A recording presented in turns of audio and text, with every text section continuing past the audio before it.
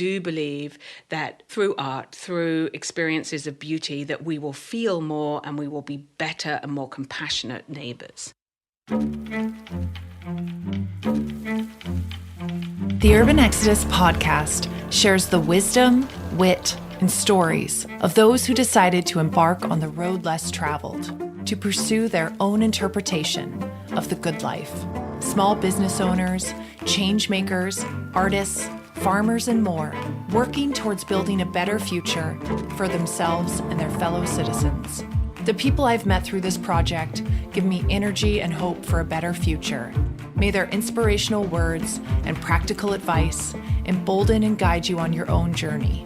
This podcast is for country dreamers, rural folk, and urban dwellers alike who want to feel more connected to the natural world and the purpose and choices in their lives.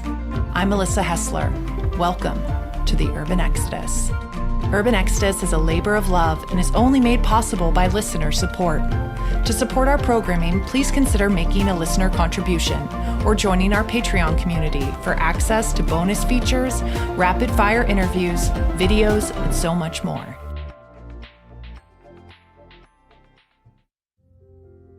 I'm excited to invite you to my conversation with Cig Harvey. Cig is an award-winning fine art and commercial photographer. She has published 5 sold-out books, and her photographs are in the permanent collections of museums across the world.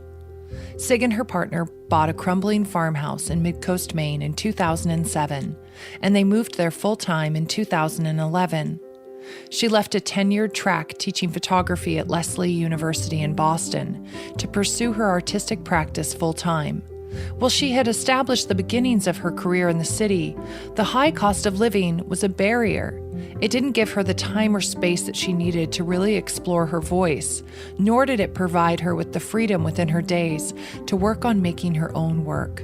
In our conversation, we speak about the steps she took to build a thriving fine art career in a small town, advice for emerging artists on ways to get their work noticed, the power of art to expose the difficult truths of the human experience, and the incredible healing power of creativity. This is a story about prioritizing beauty, finding your voice, planting roots where you feel the most alive, and cultivating community through creative expression.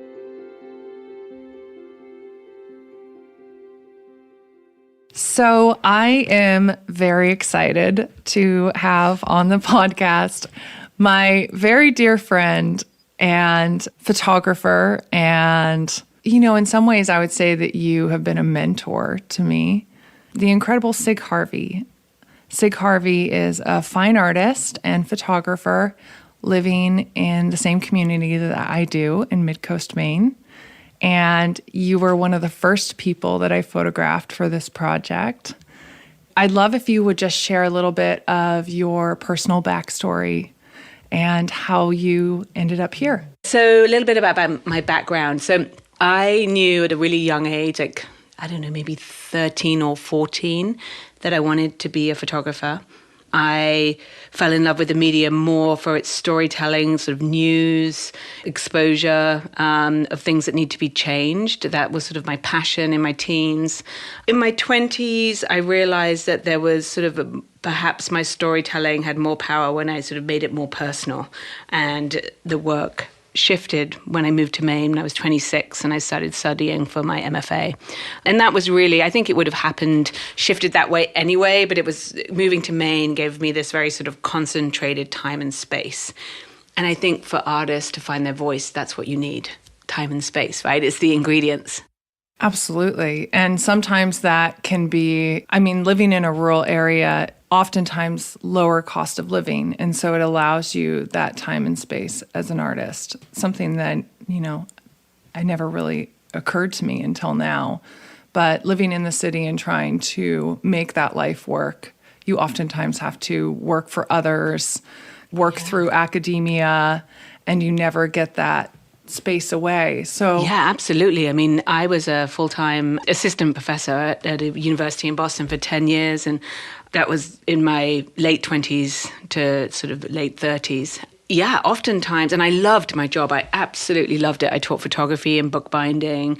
It was an extraordinary way to live, but there was so little time for my own work, and my rent was a fortune. So I think that time and space thing and just being in the country, our rents or our mortgages are so much lower, and it just gives you a moment to sort of take a breath, really. And I often think that art comes out of not being bored by the opposite, but having this moment where you just sort of can sit there with your books or with your ideas and ferment and think, and where you're not always on this incredible schedule. I remember thinking about when I had Scout when I was 37, I realized, to stay in the city, my entire wages would be going on daycare, and I could sit on my butt in Maine and eat bonbons and be the same, thinking about art, maybe. I don't know. It's such a complicated decision to know if it's the right one. I remember when I gave up my job, this job that I loved, I was like, what have I done? But I just trusted the process that this was the life I wanted to live in the country. So I had to take that leap of faith. But I definitely had moments of just that sort of white fear, right? Of just panic. Oh, no, it's difficult. Yeah. And I mean, I would love for you to kind of talk about the steps that you took, because you didn't really have any other options here. You could have started to teach here in the schools, which I know that you do, and I'll let you talk a little bit about that work as well. But you really had to build a career as a fine artist from a rural area. And I wondered what that experience was like for you, and, comparing it to other people that that work in the arts, how it differs from their paths. I did my MFA up here, and I sort of set up towards the end of that some of my even current galleries. When I fully moved back to Maine, so I came to Maine, just a bit of backstory, I came to Maine in 1999. From running a photographic studio in Boston, and I also waitressed and bartended. So I came here in 99, and then in 2003, that's when I moved to Boston.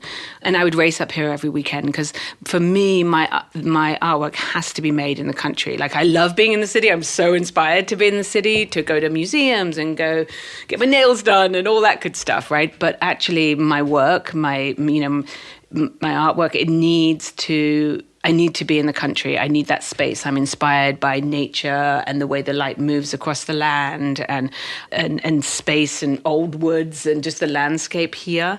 When I moved back here full time, I did have things already in place, if I'm honest. I had a gallery in New York at that point, different gallery to who I'm with now with Robert Mann, but a gallery in New York, and I had my gallery in Boston. So I did have this structure already set up, but it still felt like, a big risk to not be W-2'd and to go and live as a completely freelance. I had always, taught workshops in addition to teaching full time, and also done some commercial work. The commercial work is probably what shifted the most, to be honest, that I stopped doing that just because it was too much travel to work on spec for editorials, which doesn't, and I had a small child, and, it just didn't, I didn't realize it would work out like that, but that's a sort of has been a shift. I've done much less commercial work. I've gotten my fix from teaching through workshops still, and I still do, although I teach much less now. It's just a time thing, and also obviously COVID the last few years. So I think having those structures in place definitely helped, but I 100% nurtured and built those relationships more when I moved back here full time. What advice would you give to young creatives? And I mean, that applies really to so many different mediums. But what advice would you give to young creatives who kind of maybe have in their mind that in order to be successful, they have to live in a city? What would you say to them or give them advice on how to set yourself up to a certain degree before you leave? Or how could they build that from their rural hometowns that they're already in right now?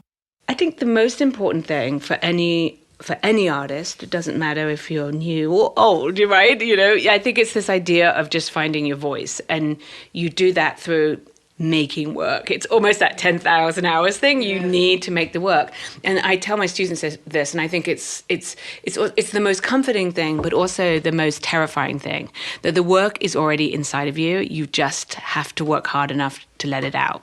So it's there. So, occasionally with some of my students, I remember I would the workshop students, I would lock them in their cars or lock them in my car. They couldn't get out until they'd done the written assignments and gotten, I think there's something about being forced to look at the interior, and making work about the things you're concerned about. And that doesn't necessarily mean concerned boo-hoo, but concerned within the world. What do you care about?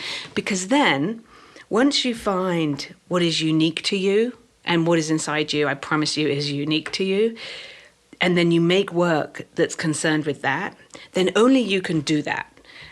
And then it's a matter of, okay, well, who needs that? So then which gallery needs that, or which product needs that, or, it doesn't matter whether it's fine art, which is only in the business of pleasing itself, or commercial, which is typically trying to sell something, which both can be beautiful. Art is always beautiful, obviously, but so can some commercial jobs for sure. So I think that it's a matter of figuring out who you are, and you can do that in the city. If you aren't distracted, you can do that. If you can and you can, have that time and space where you're not working constantly to make rent. If you can give yourself that time and space to make work, and then it's figuring out, well, what's the right channel for this? So I think, I see sometimes people trying to get their work out there before they've really owned it or before it's really become their own. And that can be tricky because people can smell that a mile away, Or equally, it's the complicated part of not realizing that there is a market for your work. You may be putting it in the wrong place. I think that that's totally right. Just the idea of, you said it a couple of times, time and space. And, time and space can feel like such a privilege too, right? And I wondered if you wanted to speak on the privileges that you've had in your life and how that has kind of helped you along the way in your career. Because I just think that it's nice to know where the starting line is for people.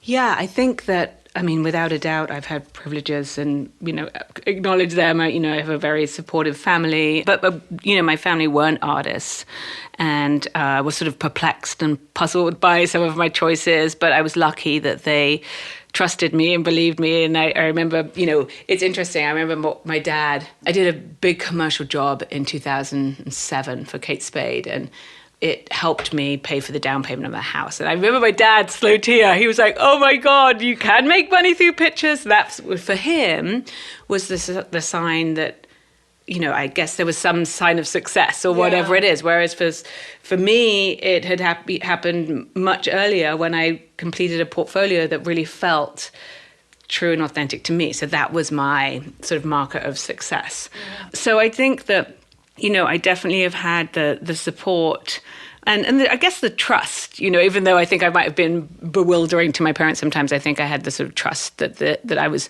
forging a path.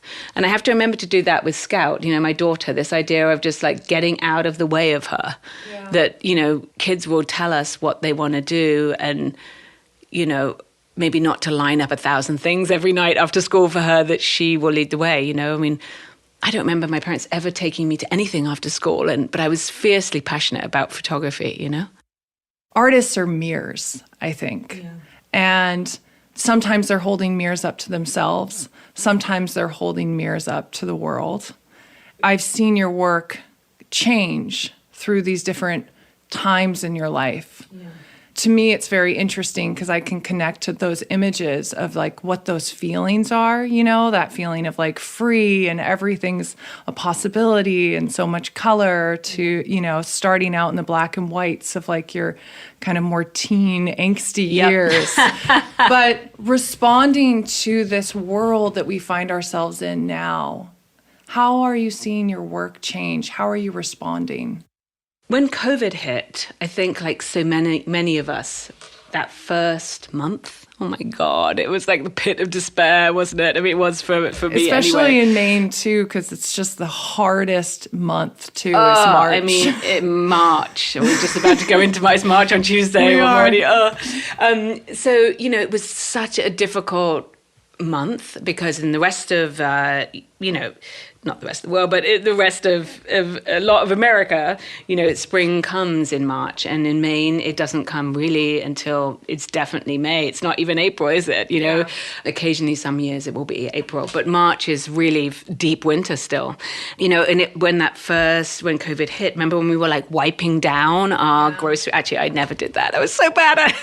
You did. Of course you did. Yeah, totally. I did. But it was that we just didn't know. And I was for sure that no one was ever buying any pictures again. Why would they? What was the point of nobody needs artwork or that's questionable, but we actually do as humans need to surround ourselves with things that bring us beauty, but it is and joy.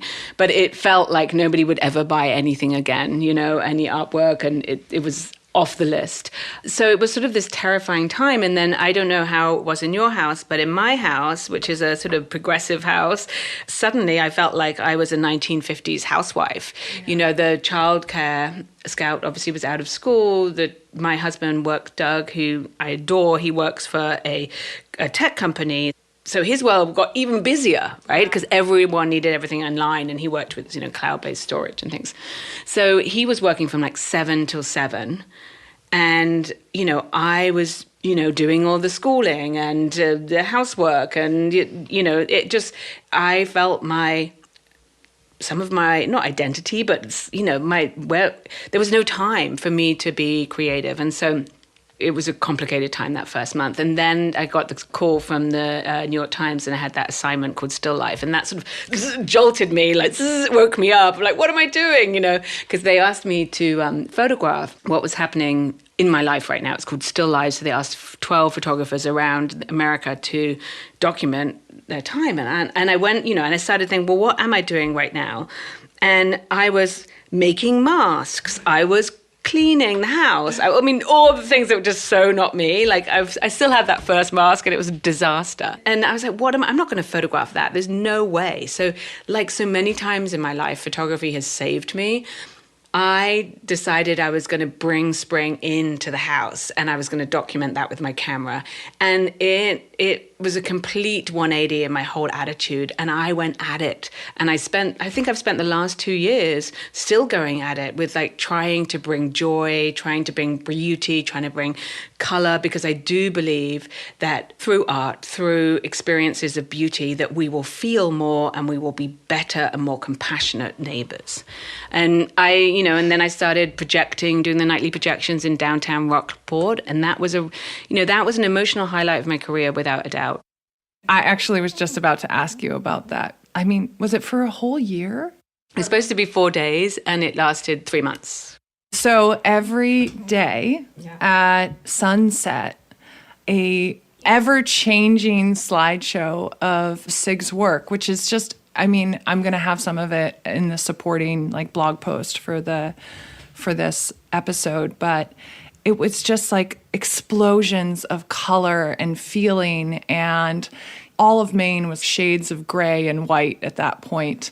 And everybody was feeling isolated and terrified. And you would just see all these cars drive up at sunset and watch this slideshow. And it really was like a way of having community during a very isolating time. And you just like went right on it. And I don't know, it was perfect for who you are and for the type of work that you do. It's always really frustrated me, quite honestly, the criticism often of art critics of work that's too beautiful. And I think that there are places for both. And I wondered if you could speak a little bit on that. Yeah, I'd love to. I mean, I have thought long and hard, many hours about beauty and photography. And when I was doing my MFA, it was like, don't mention beauty, like, back away, And, I question it. Just as we spoke about a minute ago, this idea of we're looking at these systemic beliefs, like, well, who said it was too beautiful?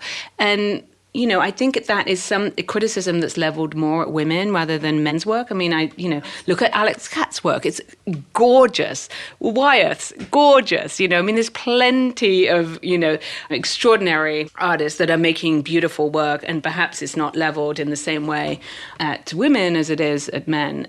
But for me, I truly believe that we need more beauty in the world rather than less. And who is, I think we have to look at who is saying that, and where does that systemic belief come from? I think that, for many, many years, it's a particular branch of society who's defining what is or what isn't art. And I think that's another, beautiful part of these last few years where we're questioning, well, where does that come from? And do I agree with that? And actually, no, I don't. I think that, my work is, I do think I engage beauty as a way to seduce people, but the work that I showed projected, 70 foot by 30 in Rockport was about living and dying. That is as in many ways, it's as intense a subject matter as you can get. I'm not just trying to sort of make a postcard. I'm trying to engage. I'm using beauty as a tool to talk about, what it is to die and to be alive and to have senses and to be lucky enough to have sensory experiences. So, I'm definitely not promoting making postcards and just, cuteness, but beauty as a tool to make people pay attention. Yes. That's exactly it. It's delivering really harsh truths or messages, imparting messages in that work. And I feel like your work has so many metaphors in it. Yeah. And I wondered what your process was, how much of your work is found versus created, and kind of how you, I know what it's called because I have studied with you and know your work, but mind mapping. Talk a little bit about that. A lot of my early work in my early 20s was constructed because I was making work about the past.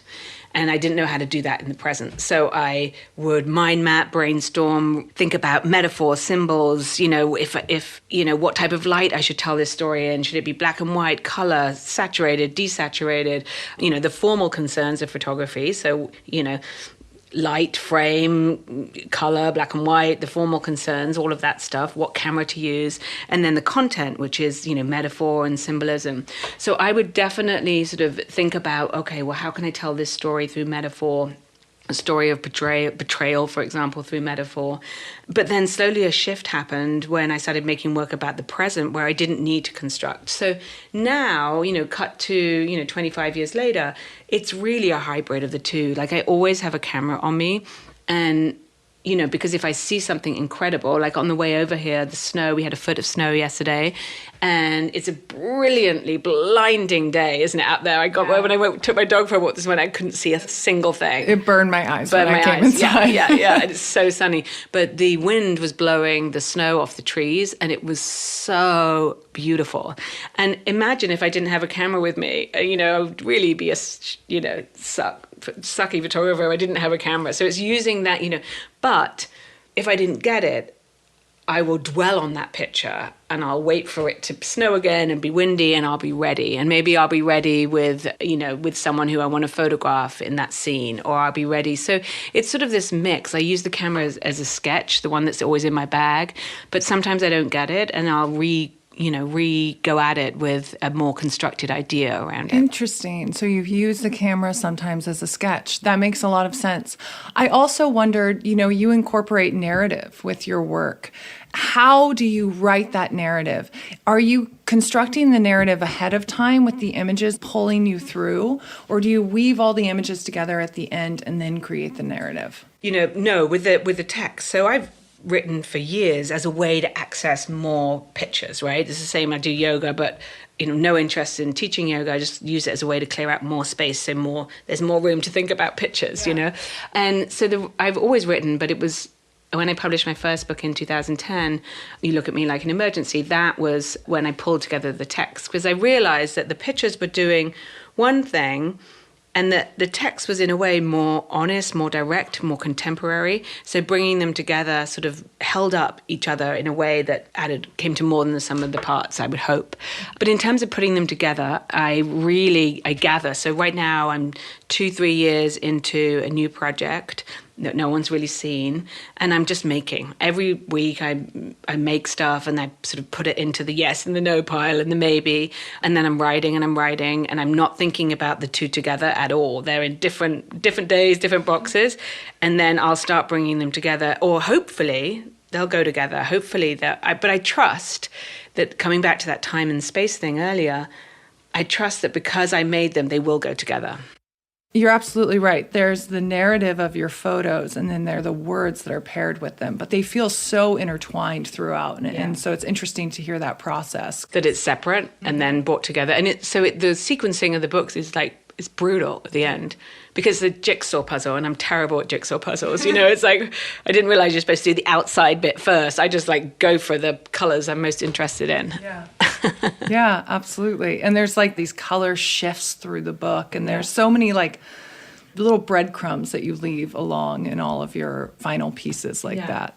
And the book really is the culmination of everything, because even your shows are very immersive. And I know that you've kind of taken that on over time. And I wondered if you could give any advice to young artists, particularly women, on ways to get their work seen and ways to take up space in a still male-dominated industry. Yeah, I mean, I think there has to be some tenacity. There has to be, I think, first and foremost, make sure the work's ready.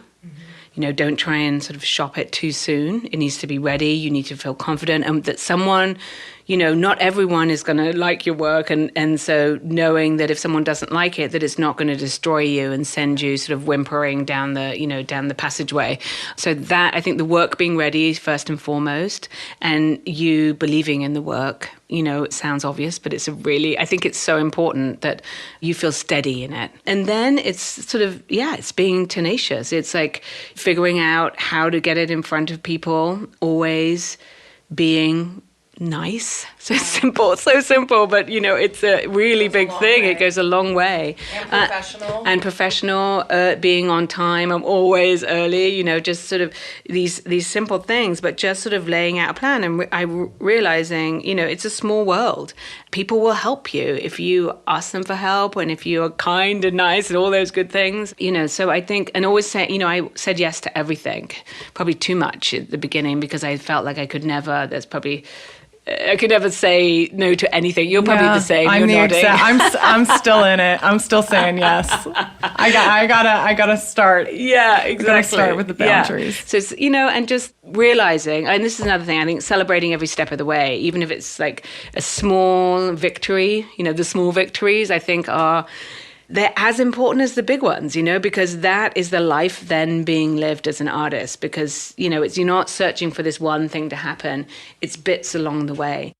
I wondered if you, had any advice. I feel like more and more people are finding talent outside of the usual channels, the channels that we usually would have to kind of go into.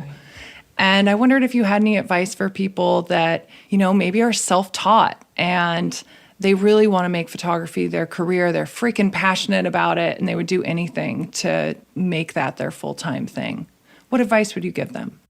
To keep going. I think that's the beautiful thing about being an artist, that there's not one road, is there? It's not like being a doctor, where you would hope your doctor had been to college. Yeah, you would hope. Please. Where's the spleen? Over there somewhere. So, there isn't one road. And, you can get beautiful education through being self-taught, or beautiful education through mentoring, or, there are other ways. It's not so prescriptive. And I think that's another thing that will come out of COVID, is that there's not just one way to do things, and going, hundreds of thousands of dollars in debt and coming out an artist. It's kind of soul crushing, so that maybe that's not the right way. And, can you find the rigor? I think what school can give you is sort of rigor at looking at yours and others' work. Yeah. And that's a beautiful thing. But I certainly wouldn't say that the only place to get that is a university or college. You mentioned the 10,000 hour rule, and I think that that's so true. But I wondered if anybody, listening has pursued art and has put in that 10,000 hours, but they're still feeling like, I have no idea what my voice is. How did you find your voice? How did you identify it? What were the steps that you took and the reflections that you had as you grew that got you to that point where you were like, this is who I am, this is what I'm saying, and it's me? Yeah, I think that it is, as artists, we're the last person to often know what our work's about, even though it's so true. It's so depressing. I'm about to do a mission statement with my friend because I'm like, I don't know what I'm doing. What is this? It's like, why is that? And it's like, I teach this stuff, and yet when it comes to my own work, I'm like, is it about that?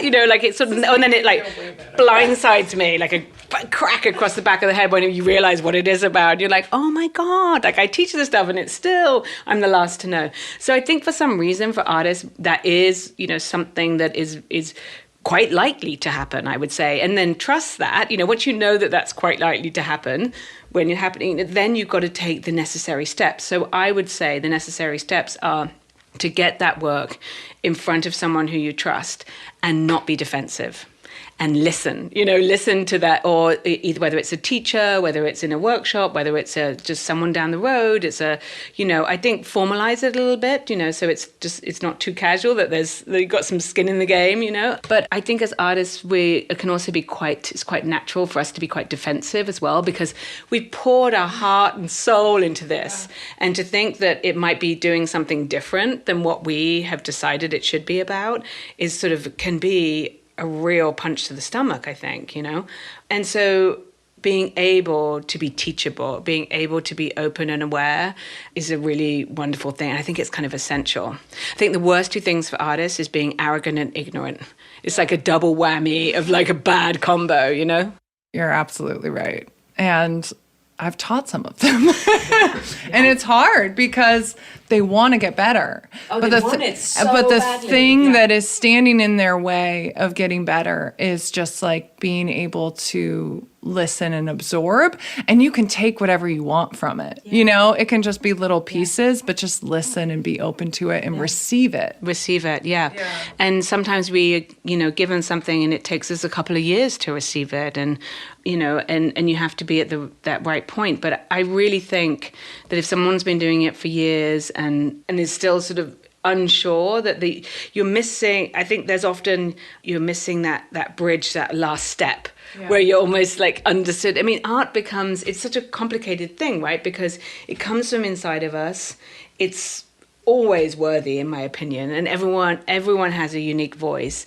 But it's, as a culture, we're then trying to sort of assign things to it and move things really quickly. I'm being vague here, but it's this idea of realizing the work is its own thing, and that sometimes when we assign words to it, they're not the right words.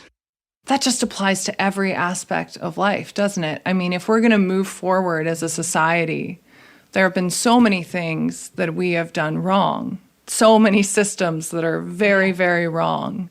If all human beings can just take that moment to receive information that people are trying to tell them instead of deflecting it. Yeah, being defensive, or it wasn't, exactly. Just receive it with probably the love that it was given, and how would that be? And it's something that, in every facet, if you think about relationships, you think about definitely artwork, but I would say so many different industries, right? Of jobs. And I think the world would be a lot less full of conflict. The life of a working artist can manifest in so many different ways. And I wondered what your work life looks like from a day-to-day perspective, and how you balance living life and pursuing your career and this passion of yours.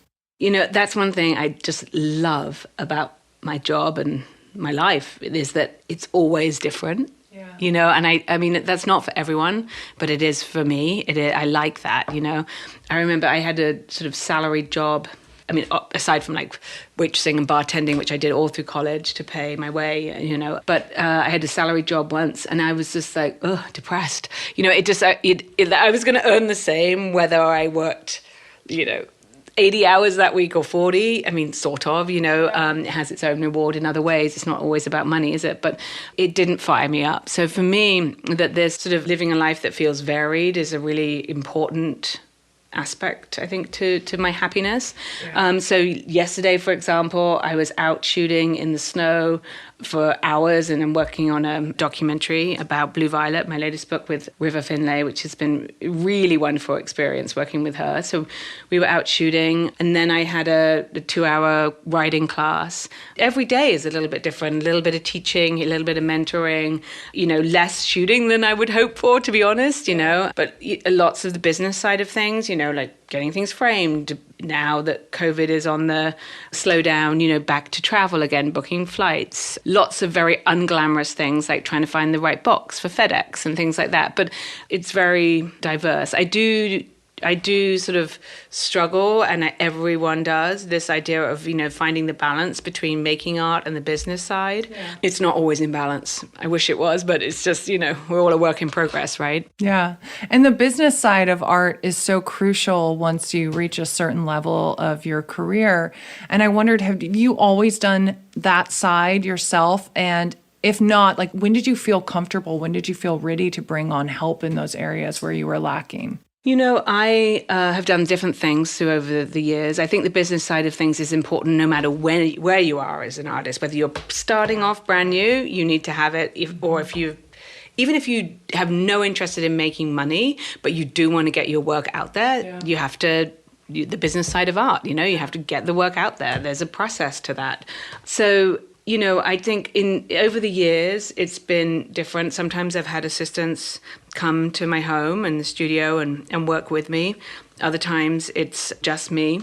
During COVID, it was obviously just me. And so I started outsourcing more things. Like my printer lives in North Carolina, and he is wonderful. And, you know, I don't print any of my own stuff anymore. And he's been printing my work for about 10 years. So we're really in sync, and we just communicate daily. So that for me was so worth it. Rather than having an assistant come to my home and work on the files to then send to him, he just does the whole thing now. And while he's like quite expensive by the hour, you know, it's worth it because I'm not redoing anything. I'm not, you know, it's so I've learned to I think of it as like being sort of smarter with that kind of thing rather than redoing or doing like a shoddy job, things that I'm not good at, that, you know, perhaps I can outsource and get someone else to do that. So it's not necessarily being employed, but more contract labor, you know, so that everyone's doing what they're best at. I just wanted to give an enormous thank you to all of the listeners who have made contributions towards the production of this podcast.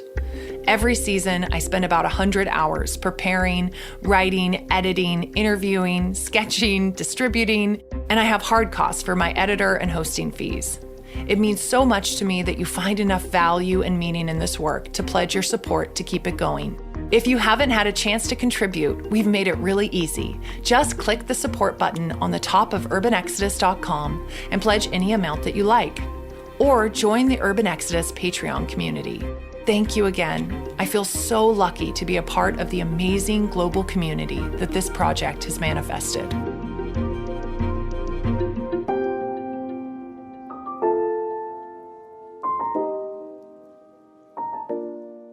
Teaching has just been such an amazing and transformative experience in my life. And I wondered if you could talk about what teaching means to you and what teaching has done to your work as well.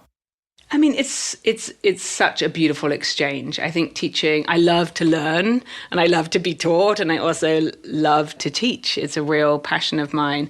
And I think it's, you know, I feel so privileged that I was lucky enough to have some great teachers who taught me that photography can be this lifelong passion that, you know, I mean, I don't want to be so bold when I say it, you know, it saved my life time and time again, you know, and been this mirror, been this sort of this constant steady source of bringing good into my life. So, I had teachers that opened the door and said photography could be this for you, and to then be able to return that gift and pass that on, and to show that even if you don't want to be an artist, or you don't want to call yourself that, or earn money from making pictures or whatever it is, but just to have it as a place to sort of, these are the marks that I'm leaving behind. These are the photographs. I think that's an extraordinary way to live. I mean, being the best amateur is better than being a professional in many ways, because it's just purely love. And it's this beautiful, visual legacy that you pass down. When you said that, I kind of got goosebumps, because I remember finding my grandfather's images, all of his old black and white photos, up in a closet that we had from England right after World War II. Yeah. And they were beautiful. And, you could tell that he practiced at it and that he got better over time.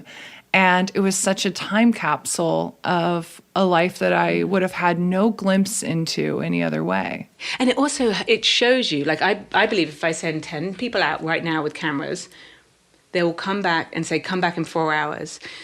What they come back with will be so reflective of what's inside of them. And then it comes back to the time and space thing again, right? Of everyone's unique, because their experiences. Photography is the only art form, I believe, that's so tied to subject matter, because you have to take pictures of things for them to be about things, right? So, and what we choose to put in front of the lens is so telling. I mean, I think of it as a Ouija board. It's it's the fortune, it's the tarot right there. It comes back and it reveals things about us. So, that showing people the tools and the mind mapping that I do, so that you can have a bridge from what's inside you, to then this piece of paper that you can hang on the wall in the form of a photograph that is somehow a reflection of what you feel inside, or what you believe in the world, or what needs to be changed, that can happen. And you can show people how to cook that, how to make that. I mean, that's an extraordinary thing. And so it's a real privilege to be a teacher. And also it's, most of my days are spent kind of, alone or in this sort of internal world. And I love to laugh. And so it's great to have that connection with people who want to make images and get out there and teach them and have some laughs and, and learn about their stories and, and just how people, you never know what's going on in people's worlds, and that's really, that sort of human nature part is really fascinating to me too. You said a couple of times in this interview that, art has saved your life at various points in your life. And I'd love for you to talk, because I know that a lot of the workshops that you teach are based on personal story. Yeah. And I think that's a really great place for people to start in their creative journey, because it really is tapping into whatever it is that you're trying to say inside your body. But we're all coming to the table with very different life experiences. And I see you almost as an art therapist as well in your teaching. And I wondered, your thoughts on art as therapy and art as a way to heal ourselves from trauma, because we're living in this time of a collective mental health crisis. Yeah. So how can people use creativity to heal? I mean, we could talk about this for an hour in itself, right? I mean, really, it's really interesting. And, I'm not a trained therapist. And sometimes, it's interesting. So when I first started teaching, I was in my late 20s and I was teaching photo 2 or darkroom or something like that. And then I just couldn't help myself. I'm but what does it mean? I think it's my talent to just get in there. What's going on with this work, and why are you making pictures of this? And I was really studying what people, that idea of sending 10 people out and then having them explain to what they're going through. I saw it in the work, and so I totally, and so while I'm not a therapist, and many people would say oh, I'm not trained in that, and back away. I actually truly believe in the process of art, that the process is the therapist. It's not me. I'm just the guide, right? And so I don't know if it necessarily, to heal, or we carry this stuff around in us anyway. So at least acknowledging it and making something beautiful from it, as in the piece of art, processing, I think that's got to help. Yeah. So rather than it being, doesn't have to be something traumatic. It could be something beautiful, right? Yeah. But it has to be felt. So it's not to say that art, the ingredients of art always has to be something sad. But I think the impulse when we've been broken up with we're more likely to pen a poem when we've been broken up with than when we're like, just had the best day of our lives. We're not ready to necessarily write a poem about it. But I think the impulse, human nature, is when it's things we don't understand and they're upsetting, that we then sort of turn to art or literature as a way to understand further. And I do think it can do that. Yeah. But I don't think it has to always be sad. I mean, I think that work about falling in love or having a child or, beautiful, intense relationships, I mean, I think that can be an extraordinary ingredient. But I definitely feel that making work about whatever is going on inside of you is a way of living a more open life. Absolutely.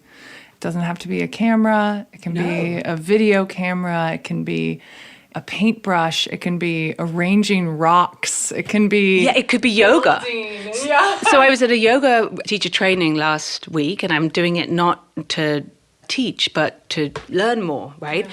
And it's a yin yoga. And we were talking about yin yoga and trauma. And, someone was saying, I would, stay away from, I'm not a therapist, stay away from that. And I would say, but what you're doing is, with yin, it's not about the muscles. You're not using the muscles at all. It's about the fascia, right? And when you have trauma, physical or emotional, it gets stuck. And so you get these like spider web, bird's nest bits in your body where like trauma is stuck. Yeah. And what that yin yoga does is stretches it and starts moving it and releasing things. And that's the same thing as making art, I think, is that we're the things that are perhaps inside us that we don't quite fully understand or that feel a little stuck. It's if you can start moving things, I think it's got to help. I think that there is an innateness to your art, like you have to do it, you're tapping in.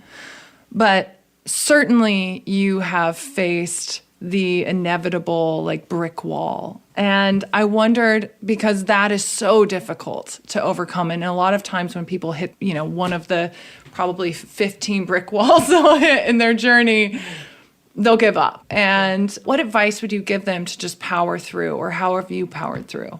Well, so the writing really helps. Writing, for me, even if you never share it with anyone, it's not meant to be read in public or in a book or published. So that has always helped unstick me. And so when I'm not feeling very photographically inspired, like March in Maine, then I tend to write more, and I can write about, I don't need subject matter can be in my head, right, in March, or the act of writing, you can do that. Whereas photography, again, it's so slippery, it's tied to things, right? We take pictures of things. I do that. I also, things like yoga, walking my dog, moving forward, all of that stuff seems to really help unleash, getting stuck, I think. I also will do something like, and I've always done this, is I get a lot of, I find it deeply relaxing to go thrifting. I know you feel the same way. I love that. Yes. And it is, it seems so terribly capitalistic, it's about stuff, but it's not. It makes me feel like when I get stuck, sometimes I go thrifting, which is so weird. And it somehow releases it. Like I can feel my shoulders come down, and I just, in my own little world, and I rarely go looking for a particular thing because then you never can find it, right? Yeah. I'll wait for something to speak to me, a color or a thing, and then, and it can't be too much. I have to be able, because it can't be an expensive thing. Like I think, it has to be something that then I can either bury or sink or blow up or crack or do something with, because then it's transporting. You don't want to just take a picture of the thing, right? So it has to be this, I don't feel too precious about it, but that can be a really fun way to release being sort of creatively blocked, I think. Interesting. So yeah, you basically have like a token that you are now pulling up and you're like, what is it? What's the story? Tell me your metaphor. Right. And I have to make a picture within 24 hours. Otherwise, I'm not allowed to buy it. So then I'd like, so basically it's like a kid, right? It's the kid in me. The artist in me is not so different than a 4-year-old, right? If you want it, you got to work for it. Oh, Sig. So, you were one of the first people that I met when I moved here. And also you were one of the first people I photographed for Urban Exodus. Like going into your house is like walking into your mind. And lovely. I have never felt that way really about other people. You know, sometimes it's rare that I would walk into someone's home and be like, this is like walking into your mind, but it is. And I think it's because you're very visual and you like to live in your mind in a lot of ways. All of these little pieces, these little tokens from stories, I know that I saw a lot of them in your house. Yeah. What do you do with all of them when you're done taking the picture? Will someday there be this beautiful, like, retrospective of work and there'll be all of these objects? I think so. I mean, I have kept them all. So I have a prop closet that's actually where a lot of the clothes from the shoots are. And, you know, objects, they live on. I can't get rid of them because they've given me something, right? You know, and so I do think I would love to do that. I wonder if it would be interesting to have a show with all or whether that would...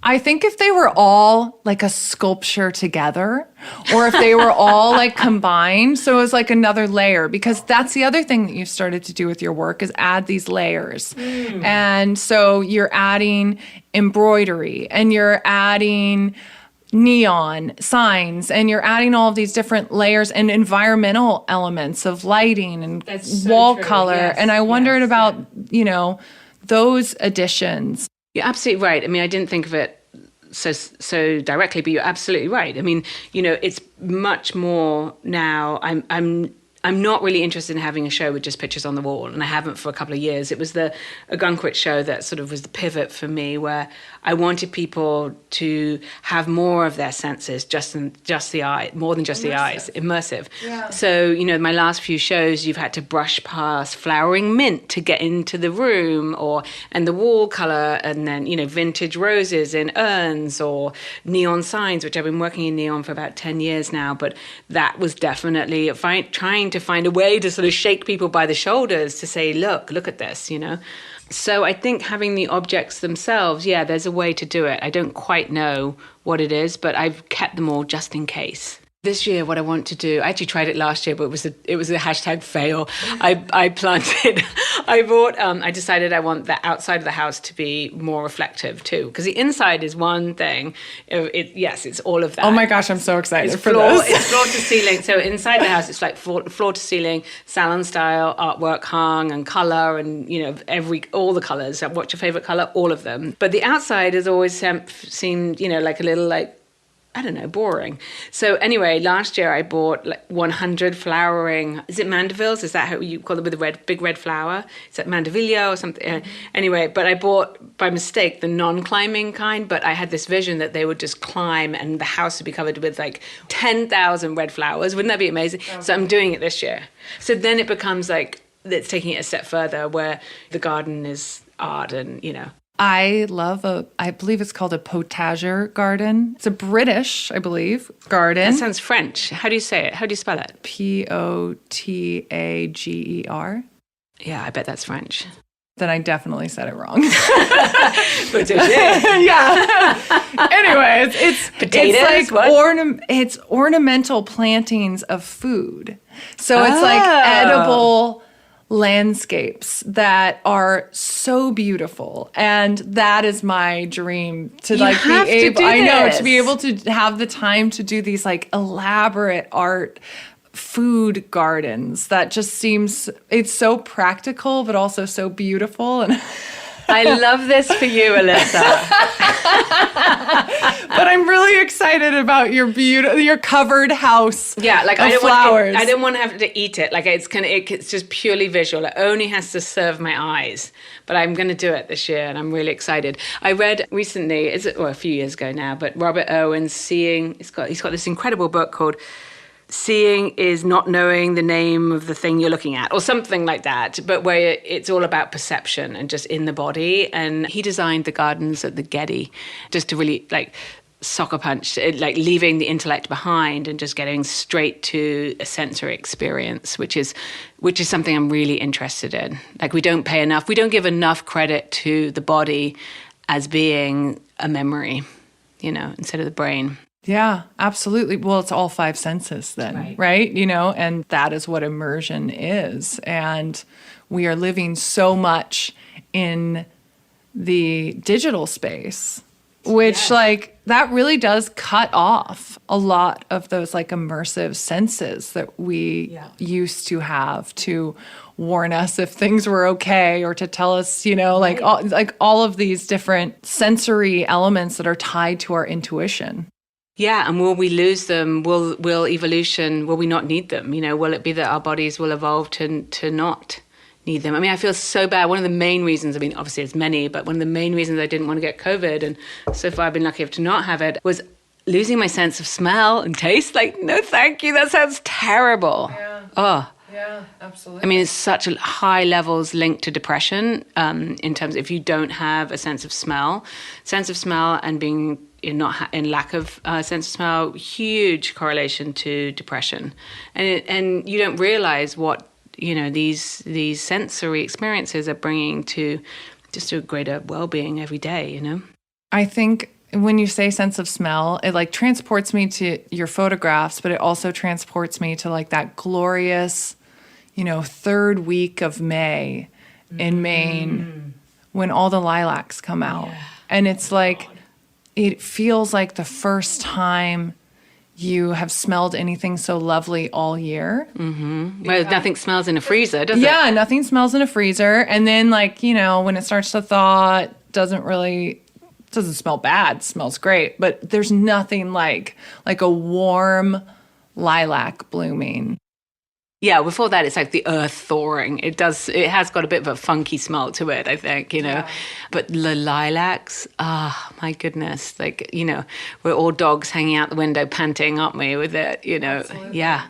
You know, that really ties into being able to tie into your five senses, to tie into your intuition. Mm-hmm. So much easier outside of a city, because the city, you know, you aren't tied into the seasons in a lot of ways. Right. And light is very different. Like you have blocks, you have artificial light, and we're able to live so much closer to nature in a rural area. Yeah, it's so true, isn't it? Connected to, you know, the elements, you know, connected to light. Absolutely. I mean, I don't really know anyone here in Maine who has curtains. Do you have curtains?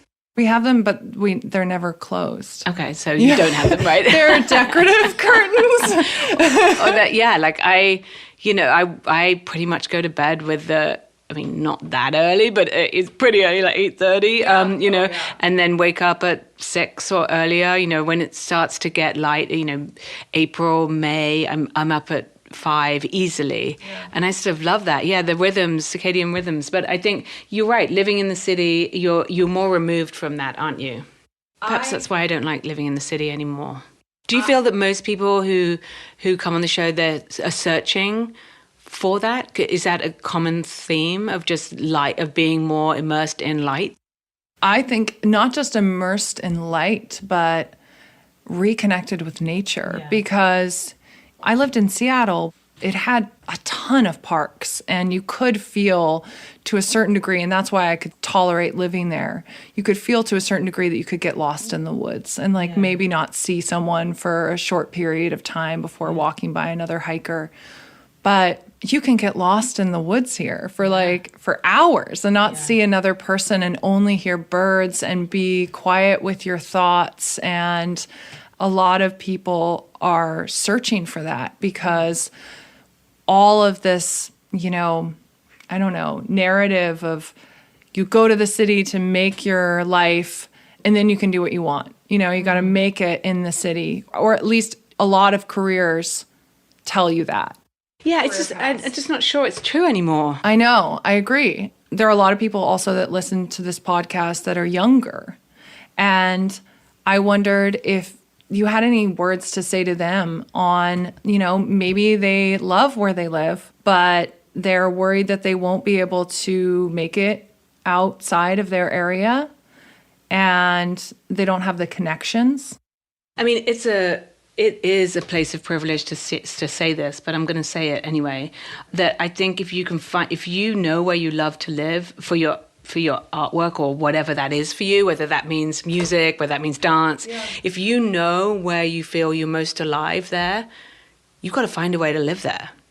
and I feel, if there's a way you can do it, and maybe it's going to take years to get there, and that's okay, because the years are going to go by anyway. You're still going to be that age, but you're working towards a dream. Yeah, exactly. So I think that, it used to be definitely in the world of photo that you had to live in New York. I really think it was that way.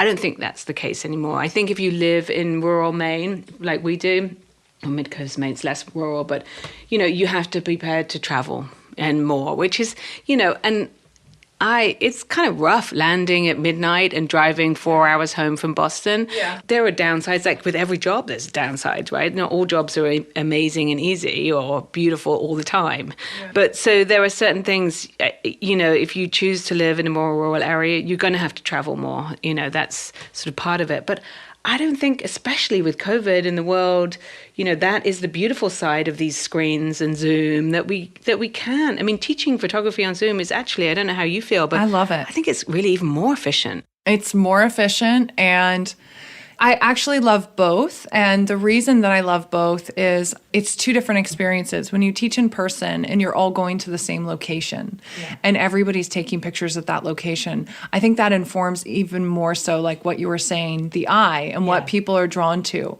But if people are all shooting in different locations, although the variety and like the eye and the style is still there, they have differing environments to choose what they're taking pictures of.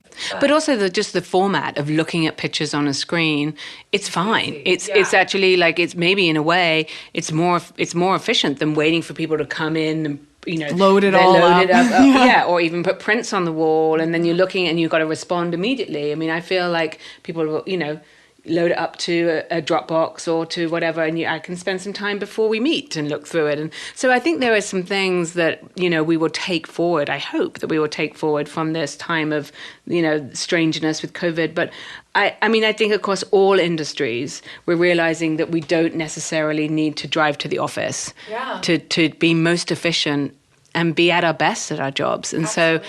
So I would encourage people then to think, okay, well then, and why was it set up that way? Like, where do I love to make work, and how can I work towards being there, even if it's a scary thought?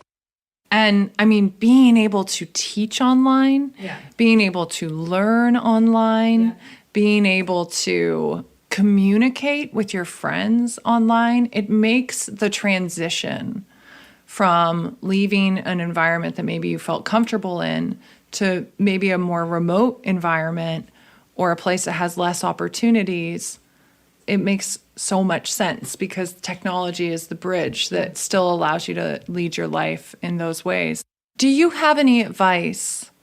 You moved to this area 15 years ago? Well, I came here in 99, and it's 22 now, so that's 23 years. But then I was in Boston for 9 years. But we owned a house. We were renting in Boston, but we bought our house here in 2007. So we did a reverse thing. We bought it seemed like a second home, but it wasn't. We knew we were going to end up here. So we would race up every weekend. So I think of being here, really 20 years. What advice would you give? Because a lot of people have moved during COVID. And it feels like there's a lot of division in our country, more so than I've ever felt in my lifetime. And there is a feeling of fear of outsiders to a certain degree. A lot of rural communities are quite insular. What advice would you give to new arrivals on ways to weave themselves into the fabric of their communities instead of building walls, building bridges? Yeah, I think it's a matter of sort of jumping in, isn't it? Kids have some kids, always great. Yeah, it really is. It's true, is. though. I mean, I think about, They are your, ambassadors. Right. You just end up at all types of things, right? Through your kids, especially, if you're an artist, I mean, you sort of work at home. My husband, he has a home office. He's always worked from home, but he used to travel more, but obviously that hasn't happened. And so he literally wouldn't see anyone unless, if he had a home gym or whatever, he would never go out, So I think it's, we have to find a way to incorporate, getting out into communities and, and those of us that are there being welcoming with open arms to new people in the area, remembering what it was like, right? So I think I'm pretty good at doing that. But yeah, I think, even if it's not your first nature, you got to become a bit of a joiner, don't you? Absolutely. Say yes to everything for the first bit and never think that you know everything, which you should never feel that way ever in life, but especially apply to that. And don't make judgments about things that you don't know anything about. I think like that idea of kind of being observant and quiet and, you can still say your opinions on things, but don't try to be like, I know the way, follow me. Yeah. No, that would not be good. No, it wouldn't do well. If you could transport yourself back into the early days of your career, what, if any, advice do you wish you could have told yourself then? I think of myself as like just a slow and steady snail, like I'm just, I'm not someone who makes sort of rash decisions. I decided I was going to be in photography for life. And I'm here, and so the idea that anything happened overnight or, is like, sides chucklingly funny to me, because it's just this idea of just, I've always sort of, I've always tried to celebrate every step of the way and just make my work and remember that the most important thing is making my work, and it doesn't really matter if it doesn't speak to everyone, and just being true to myself. And so, it's sort of, there are things along the way that perhaps jobs I shouldn't take, but I'm not really one of those, I'm a real mover-oner. Yeah. I'm not someone who like get stuck in like, oh, why did I do that? Or, I just kind of like, okay, move forward. We always used to say with my dog Scarlett, like, she would always just sit there and, Scarlett, you adored her. She would sit there and she would naturally have a chin up. Doug and I, our family motto is chin up, move forward, just so, I think I've done a pretty good job of appreciating every step of the way. So but I also think that might be my nature. Like I was born an optimist. So, it's not so much that I would say do necessarily different. It just sort of almost slowing it down and enjoying it even more, even the shitty bits that where we grow from, realizing that those are moments for growth, Absolutely. It's the most painful parts of it often in retrospect are the times that you needed to get there. Yeah. And so I wouldn't change those. I wouldn't, looking back, even though it would have been easier to not have those the agony. Agony. It's like when you dated all the wrong people I dated in my 20s. In a way, I can't regret them because they helped me find the right what I did want in life, But I wasted so much time wondering if those things were going to work out. It's a perfect comparison, really, dating and career path. And we always refer to it as the snowball. And it's like you just build in your snowball and you're pushing it up a hill and you're pushing up a hill. And eventually you get up to the top and then it starts rolling down the other side of the hill. But that means that you peaked. So enjoy the push up. yeah, because exactly. Otherwise you're just rolling downhill. Yeah. So yeah. Enjoy every step of the way, or try to find something in every step of the way, that. Yeah, I mean, I know it's so cheesy, but I truly believe the journey is the destination. The last few years have been really hard on so many levels. And I wondered what this difficult time has taught you and how you are carrying that into your work and processes in the future. Well, I think for many artists, our job is to take things that are difficult and try and make something that makes sense of it in the form of art, whether it's a piece of music or a novel or a painting or a photograph. So I actually feel like artists are perhaps the most prepared for pandemics. I mean, I know it sounds nuts, but I really do think that, that's we've been sort of struggling with things that we don't quite understand or are too enormous. I think that's almost an artist's job, is to They were already behind the curtain when the curtain was pulled. Yeah, exactly. So I in many ways it has been, obviously it's been this crazy time.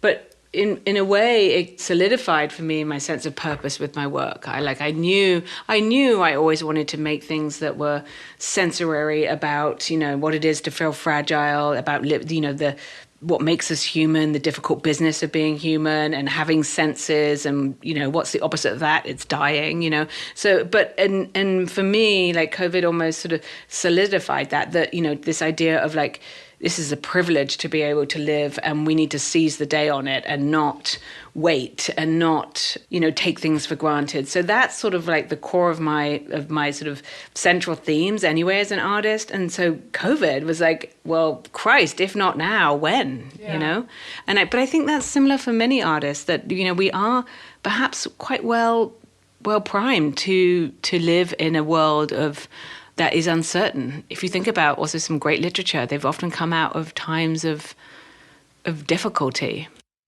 I wondered if you wanted to share any exciting new projects that you have in the works. And obviously I'll have all of your like social media and website and stuff attached to the blog post, but any exciting things that you have going on in the upcoming future? Well, I'm hard at work on my new book, which will be a sequel. It'll be a diptych to Blue Violet, which has done really well, which came out almost a year ago, and is actually now in its third printing. We're about to go into its third print. I know, it's wonderful. And I'll always think of Blue Violet as my sort of COVID book in many ways. Getting up, we moved on from that when we were talking about, but after that Times article, I then started getting up at 4:00 in the morning to make my work, to have my quiet creative time. So, I found a way to get it, even though, the family dynamic was completely shifted, and then things got back to normal. But so I have that coming up. So, hard at work on the sequel to that. And then I have a show in Amsterdam in September at Beeldhouw Gallery, and I'm going to do some sound work with that, which I'm really excited. So I was telling you, Alyssa, earlier that I just had my first vocal. You desperately need it. I do. My first vocal lesson to, how to read. I never knew whether do I put emphasis on the wrong syllable, right? I didn't know how to do it. I was awkward, and I've never taken acting lessons or anything like that. So I'm going to make these sound showers in the gallery. So that's going to be a new experience. I don't quite know how I'm going to do it yet, but I'm excited to learn. So those are some things coming up. And also, I just want to have a really great summer in Maine, don't you? Oh, gosh. I'm dreaming of it. I just feel like, it's been so hard because usually the winters here are very insular and quiet, and you do a lot of work and torture yourself a little bit. And then the summers are very social and fun, and they fill up all of the the introverts extrovert needs, and then you store them up like a squirrel, and then you go back in. But having basically 2 summers of COVID and not really getting to see people as much or do the same things that you're used to, feels like my nut storage. Your nuts? My nut storage. Remember the squirrel metaphor? Right. Yeah, Mom, I don't have any more nuts left. I need some social time. Just a bit. Oh, you telling me we're going to have a wild summer? I hope so. Thank you so much, Sig. Oh, of course. I've loved it.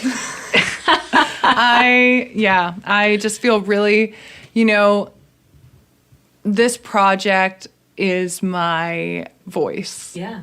And it started from photography, and it's built into something else. And sometimes that journey takes you down winding roads. But you have been so supportive to me through this project, and had many a brick wall meltdown moment of confidence boosting and direction and help. And so it's just a pleasure to have you on here, and an honor.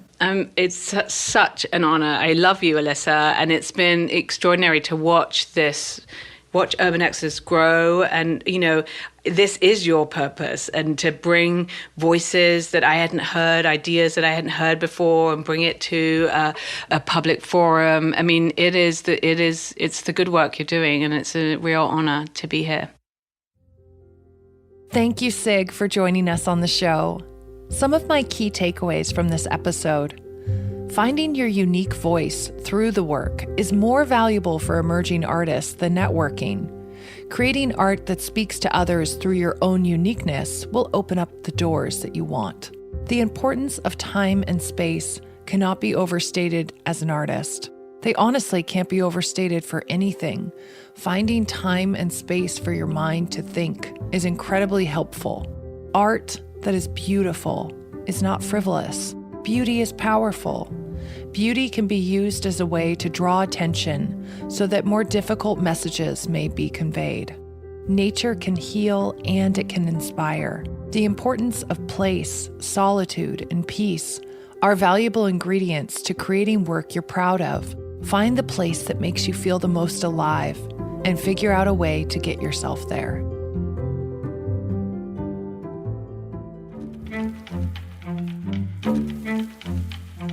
Hi, friends. Thank you so much for tuning in to another episode of the Urban Exodus podcast. This project is made possible by listener support. I do this work because the people I meet through this project give me hope for the future, and I think we could all use a little more motivation and inspiration in this current moment in history.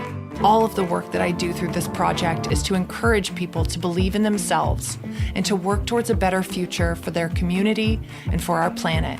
Your continued support will keep this passion project running. The easiest way to contribute is to click the support button on the top of urbanexodus.com and pledge any amount that you like. Or you can buy an ad spot in an upcoming episode, shop our online store of rurally made goods, or join our Patreon community for access to bonus features, rapid-fire interviews with podcast guests, videos, live presentations, and so much more. Visit patreon.com/urbanexodus. Another way to support is by giving us a 5-star rating on iTunes and recommending Urban Exodus to your friends. Thank you again for helping me continue to do this work. I couldn't do this without all of you. You can find Urban Exodus on Instagram and Facebook @The Urban Exodus. To read more in-depth features on folks who ditched the city and went country, visit urbanexodus.com. Until next time, I'm Alyssa Hessler, and this is The Urban Exodus.